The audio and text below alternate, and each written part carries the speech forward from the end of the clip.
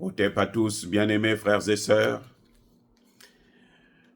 Vous savez, le président Laurent Gbagbo nous a donné de très grandes leçons lorsqu'il s'est a organisé dernièrement cette grande manifestation qui était bondée de peuples africains, que tous les Africains ont suivi, tous les Africains, notamment panafricanistes, ont suivi avec beaucoup d'intérêt et d'attention. Maintenant, nous savons pourquoi la Côte d'Ivoire est tombée dans les mains d'Alassane Ouattara et pourquoi nous avons cette situation-là aujourd'hui. Alassane Ouattara, à lui seul, a augmenté la dette de la Côte d'Ivoire à hauteur de 30 milliards de dollars. À lui seul, pas avec les autres, non. Quand il est arrivé, la dette était à 5 milliards. Alassane Ouattara, lui seul, il est allé jusqu'à 30 milliards de dollars.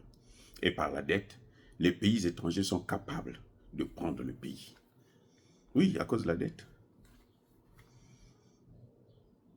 Pour 100 milliards de francs CFA, le Rwanda est en train de prendre le Congo, Brazzaville, voilà, gratuitement. Et le Congo et les hommes, et les Congolais. Hein, tant que si les Congolais ne se réveillent pas à temps, eh ben, ils vont être surpris au final. Bref, le président Gbagbo nous a montré la voie. Le président Gbagbo, vous voyez, un homme politique, on le reconnaît par des signes. Un homme politique qui va réussir, c'est par des signes. Pas par des paroles mielleuses, non, par des signes. Il y a des faits politiques qui sont implacables. Eh oui. Quand j'ai parlé de Bassirou et de Sonko, il y a des gens qui sont venus sur ma chaîne pour raconter leur vie. On attend maintenant les preuves. On va voir au final qui aura raison. S'ils pourront sortir l'Afrique, le Sénégal, du franc CFA, ou faire partir les bases militaires. Voilà les deux éléments clés. Et s'ils vont, mes excuses, s'ils vont réviser les accords de la vente du pétrole et du gaz, on va voir s'ils sont des hommes. Ce n'est pas parce qu'on a deux femmes qu'on est, un super homme. Non. C'est par rapport à ça qu'on va voir. Bref, le président Gbagbo nous montre. Il n'a pas besoin de vous dire que non. Moi, si je suis élu, je veux travailler avec les pays de l'AES. Non. Il ne vous dit pas ça. Et il n'a pas besoin de vous le dire. Le président Gbagbo vous dit, mais ce qu'ils font là, moi, je l'ai fait. Ah, attendez. On reprend. Ce qu'ils sont en train de faire, c'est ce que moi, j'avais fait. Moi, j'étais seul. Et je n'avais même pas la Russie. C'est pour ça que voilà, je suis tombé. Eh oui. C'est ça que le président Gbagbo est en train de nous dire. Mais c'est quoi? Quand on prend la BCEAO, on sort plutôt quand on coupe avec la BCEAO Dakar, et on prend la BCEAO Côte d'Ivoire, on en fait une banque centrale. C'est quoi? C'est une nationalisation. Oui. D'ailleurs, ça là, les pays de l'AES ne sont pas encore arrivés à ce niveau. Hein. Ils ont déclaré le lendemain, nous, on est toujours dans l'UMOA. Parce ils ont peur pour l'instant. Ils font que travailler là-dessus. J'espère qu'ils ne vont pas travailler là-dessus pendant 40 ans comme on le fait actuellement en Afrique centrale. En Afrique centrale, ça fait 10 ans qu'ils sont en train de réfléchir. Même pas 15 ans qu'ils sont en train de réfléchir. 15 ans. C'est comme ça, là. Si on fait la recherche comme ça, là, c'est même pas la peine. Troubadours. C'est des troubadours, les économistes de l'Afrique centrale. Je préfère encore ceux de l'Afrique de l'Ouest qui sont en train qui ont réfléchi, ils disent non, nous on n'a pas d'idée. On préfère que Emmanuel Macron vienne réfléchir à notre place. Mais le problème c'est qu'Emmanuel Macron est plus bête qu'eux-mêmes. Macron est plus bête que tous les économistes d'Afrique ou de l'Ouest. Ça c'est moi qui le dis et j'assume. Voilà. Donc je veux dire que le président Gbagbo vous dit que j'ai pris la Banque centrale, je l'ai nationalisée. La BCEAO plutôt, je l'ai nationalisée. C'est une façon de sortir de l'UEMOA. C'est pour ça que la guerre était inévitable. La seule chose que les Français ne peuvent pas tolérer, c'est que un pays africain sorte du franc CFA. Ni les Français, ni la Banque, la Banque mondiale, ni le FMI, ni les États-Unis, personne ne tolère ce phénomène-là. C'est la seule chose qui leur fait le plus mal. Vous voyez que la guerre qu'ils sont en train de vouloir faire dans l'AES là, contre l'AES là, c'est d'abord pour stopper le CFA. Parce que les États-Unis vivent du dollar. Vous sortez du CFA, vous êtes en train de sortir de là. Vous êtes en train de faire la dédollarisation. Voilà ce que ça veut dire. Vous êtes en train de déseuropéanisation. Donc, le fait de sortir du CFA, vous tuez le dollar, vous tuez l'euro. Donc, ils ne peuvent pas accepter ça. Ils vont tout faire pour que nous puissions être leurs esclaves. C'est à nous d'être résilients, déterminés, à aller jusqu'au bout. Le président Gbagbo a essayé, on a pu le court-circuiter. L'AES est en train d'évoluer dans ce domaine et nous devons les soutenir. Maintenant, le Sénégal vient vous dire des choses. On attend de voir quel est le premier pas qu'ils vont faire vers l'AES. Est-ce qu'ils vont, comme Dioma il a dit, moi je veux rappeler ces pays-là dans la CEDEAO, ce qui est un rêve, c'est une illusion. Là, il peut prendre ses rêves pour ses réalités. Bon, c'est pas grave, c'est lui le président.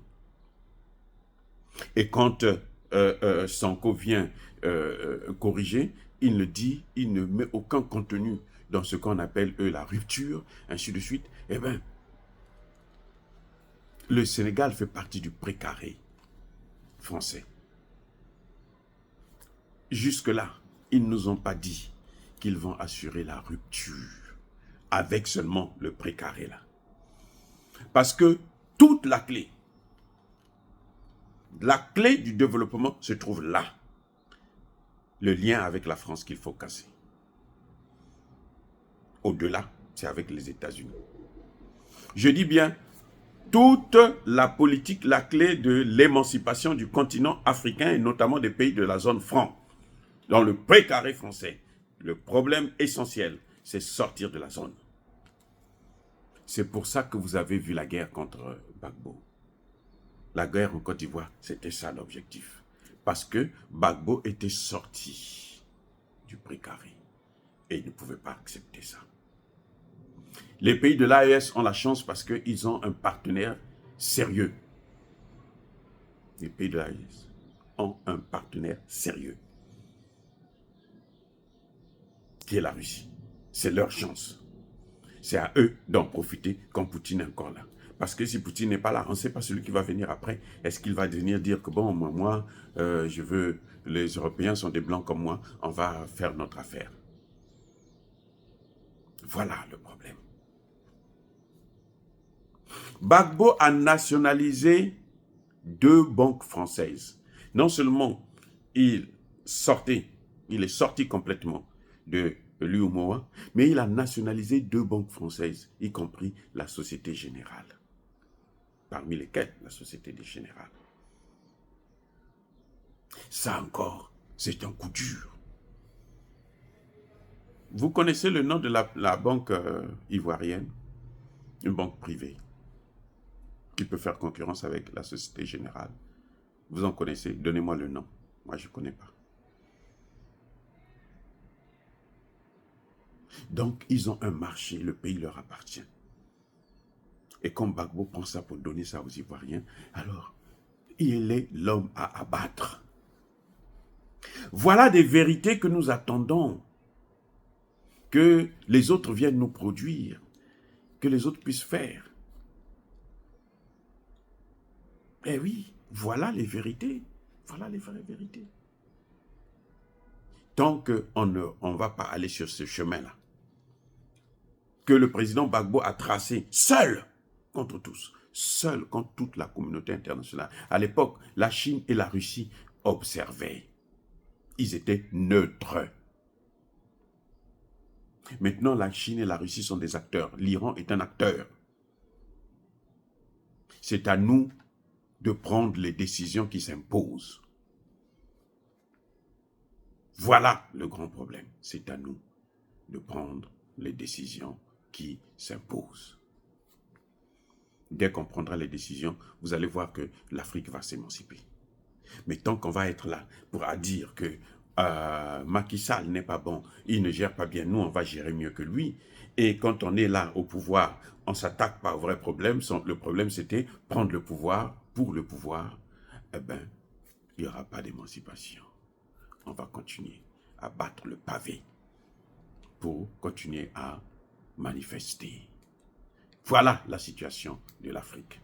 Oh, bien-aimés frères et sœurs, nous saluons encore une fois de plus le président Gbagbo pour ces vérités qu'il vient de nous donner, pour ces éléments de réflexion, pour ces éléments d'analyse, pour cette grandeur, cette maturité. Et il avait déjà compris depuis très longtemps.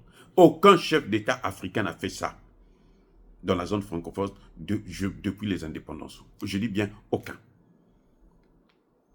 N'est allé aussi loin que Laurent Gbagbo. Oui. Transformer, faire de la BCEAO, la Côte d'Ivoire, une banque centrale et nationaliser 2 banques françaises. Aucun, citez-moi un nom. C'est ce que nous attendons de Bassirou Diomaye Faye, le président du Sénégal, et son gouvernement, son premier ministre, Ousmane Sonko. Oh, dire cela, c'est inciter à la haine ou à la violence, non. Soyez bénis, abondamment bénis par le Dieu de Kémit et par nos ancêtres angélisés. Mais que tous ceux qui persécutent le continent africain le pillent et le déstabilisent, qu'ils soient noirs, blancs, chinois, arabes, indiens, qui qu'ils soient maudits, punis, foudroyés, neutralisés, effacés, écrasés par le Dieu de Kémit et par nos ancêtres angélisés. Vive l'Afrique éternelle, je dis et j'assume.